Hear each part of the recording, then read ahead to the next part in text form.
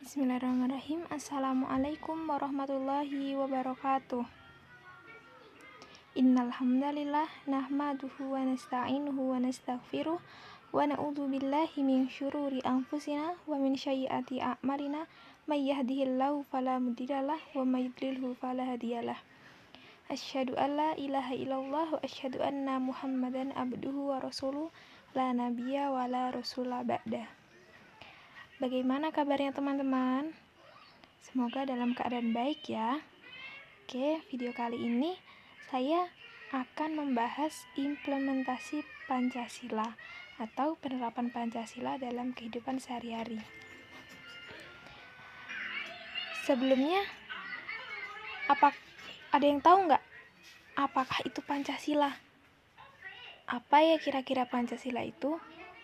Sudah tidak asing ya tentunya di telinga kita Pancasila. Oke, kita bahas ya. Pancasila adalah pilar ideologis negara Indonesia. Pancasila terdiri dari dua kata, yaitu panca yang berarti 5 dan sila yang berarti prinsip. Jadi, Pancasila merupakan rumusan dan pedoman kehidupan berbangsa dan bernegara. Oke, lanjut. Seperti yang kita ketahui tadi di atas, bahwa Pancasila memiliki 5 sila. Yang pertama adalah ketuhanan yang Maha Esa yang dilambangkan dengan bintang. Yang kedua, kemanusiaan yang adil dan beradab yang dilambangkan dengan rantai. Yang ketiga, persatuan Indonesia yang dilambangkan dengan pohon beringin. Yang keempat, kerakyatan yang dipimpin oleh hikmat kebijaksanaan dalam permusyawaratan perwakilan yang dilambangkan dengan kepala banteng. Yang terakhir, keadilan sosial bagi seluruh rakyat Indonesia yang dilambangkan dengan padi dan kapas. Oke, selanjutnya adalah implementasi Pancasila sila pertama. Nah, kita tadi sudah membaca ya bahwa sila pertama itu adalah ketuhanan yang Maha Esa. Nah, di sini saya memberikan dua contoh. Yang pertama ini ada orang baru sholat. Nah, kita dapat artikan bahwa kita harus bersembahyang menurut keyakinan kita masing-masing. Yang orang Islam wajib sholat, puasa, Ramadan, dan zakat, dan masih banyak lainnya ya. Dan jikalaupun itu agama lain harus bersembahyang menurut keyakinan masing-masing. Dan yang kedua, kita bisa lihat ini ada beberapa orang memakai baju yang identik dengan agama mereka masing-masing. Nah, yang berarti toleransi antar umat beragama. Kita harus bertoleransi terhadap teman kita yang berbeda agama dengan kita. Karena seperti yang kita ketahui bahwa Indonesia itu besar dan memiliki 5 agama yang diperbolehkan di Indonesia. Oleh karena itu kita harus hormat dan toleransi terhadap agama-agama tersebut. Yang kedua, implementasi Pancasila sila kedua yang berbunyi kemanusiaan yang adil dan beradab. Nah, di sini saya juga memberikan 2 contoh. Yang pertama, ini ada foto, ada gambar kakek, nenek, sepasang suami istri dan anak ya. Nah, ini yang artinya yang muda harus menghormati yang tua dan yang tua harus menyayangi yang muda. Jadi, tidak harus melulu kakek, nenek harus menyayangi yang muda atau ayah ibu harus menghormati kakek nenek. Tidak harus seperti itu.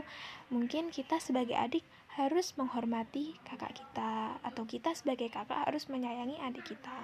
Lalu contoh yang kedua ini ada seseorang yang sedang berbagi ya. Jadi kalau kita mempunyai sesuatu, alangkah baiknya kita berbagi agar orang lain juga merasakan kebahagiaan yang kita miliki. Selanjutnya, implementasi Pancasila sila ketiga, yaitu persatuan Indonesia. Di sini saya menggunakan 2 gambar. Di sini ada gotong royong. Wah, kita sudah tidak asing ya dengan gotong royong. Gotong royong tentu sudah mendarah daging di bangsa kita ya. Setiap ada yang kesulitan, yang lain membantu. Lalu yang kedua ini ada beberapa orang yang menggunakan pakaian adat masing-masing. Nah, seperti kita ketahui nih, Indonesia itu dari Sabang sampai Merauke. Luasnya sangat luas ya tentunya. Nah, oleh karena itu, pasti Indonesia memiliki berbagai suku. Tetapi, walaupun Indonesia memiliki berbagai suku, kita tetap satu, yaitu Indonesia. Lalu implementasi Pancasila sila keempat yang berbunyi kerakyatan yang dipimpin oleh hikmat kebijaksanaan dalam permusyawaratan perwakilan. Nah, di sini saya menggunakan gambar sebagai contoh orang sedang bermusyawarah, sekelompok orang sedang bermusyawarah. Nah, kita seharusnya dalam menyelesaikan masalah, mencari solusi, atau memutuskan kepentingan bersama, hendaklah menggunakan musyawarah. Karena dengan musyawarah, kita akan menghindari perselisihan. Begitu ya. Oke, yang terakhir, implementasi Pancasila sila kelima. Keadilan sosial bagi seluruh rakyat Indonesia. Nah, keadilan sosial bagi seluruh rakyat Indonesia ini maksudnya adil terhadap semua. Nah, di sini saya menggunakan gambar ruangan persidangan ya. Jadi kita harus bersikap adil kepada semua orang. Tidak memandang kasta, tidak memandang jabatan. Sesama manusia harus bersikap adil. Oke, terima kasih yang sudah menonton.